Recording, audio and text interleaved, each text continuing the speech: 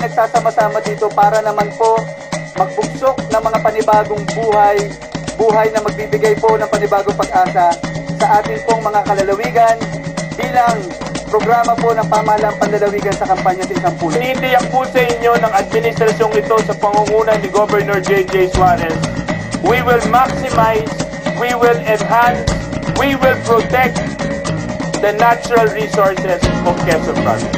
And this will be the cause of development for our province. Today, we plant a tree. Today, we secure Quezon's future.